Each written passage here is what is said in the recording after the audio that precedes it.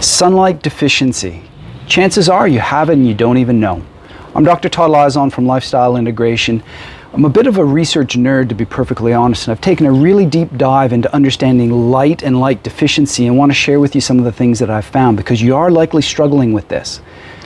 You likely have a belief that sun is bad for you, and usually it's revolving around ultraviolet light, where we understand that ultraviolet light can cause skin cancer and things like that. But what if that belief was actually somewhat flawed? And I want to share that with you, and to do so we need to understand a little bit about the different types of light deficiency I'm talking about. There's three bands I want to speak about. There's the ultraviolet light, there's the visible light, and then on the other side of that is the infrared light. And let's start with the UV light. You, like I said, believe that UV light is probably bad for you from a skin cancer perspective, but most of you would be aware that we require ultraviolet light to make our vitamin D. So there has to be good things about it.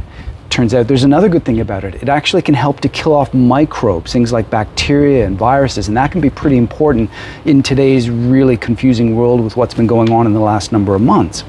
And then we can look at visible light. Did you know that dentists will use blue light as it's a bit of an antimicrobial?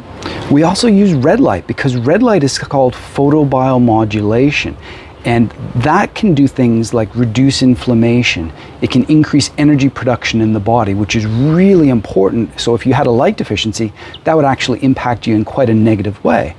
And then we go to the other side, which is the near-infrared light. And near-infrared light also creates photobiomodulation, where it increases that energy, decreases the inflammation, can actually help to decrease pain, and there's not a cell in your body that wouldn't benefit by having increased ATP or energy production.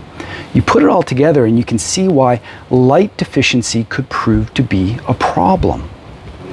With respect to ultraviolet, there's actually another bit of the story that's really important to understand.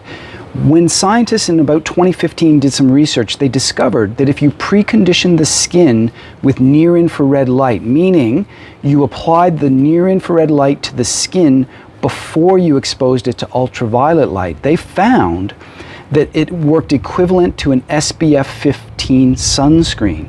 This is really important because it means nature's built-in mechanisms to keep us safe and functioning at a very, very high level. So nature's built this in the sense that if you have that exposure to the sunrise, you get the photobiomodulation effect, you get the SPF 15 sunscreen effect, so that when you go out in the day and get exposed to ultraviolet, it's not damaging. Nature has always got the solution. We just need to try to mimic it as much as we possibly can. Now you might be thinking, what can I do about this? Well, there's a couple of things. There's some natural solutions, and that's what we're here to do, living naturally in an unnatural world.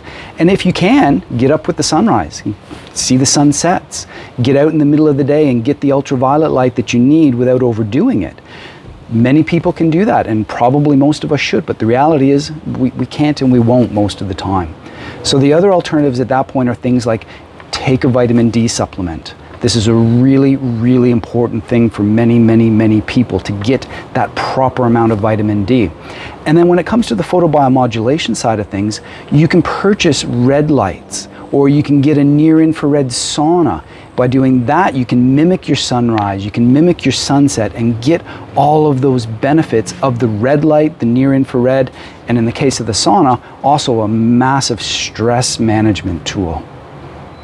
So there you have a bit of a deep dive from a literature, scientific perspective, and understanding that we have a light deficiency. If we fix that, we can improve an awful lot with our health and our well-being, stress management, and more. If you want more information, visit our website at lifestyleintegration.com.au or nirsauna.com.au. Have a look there. If you have any questions about anything regarding light, just send us an email. Until next time, keep well.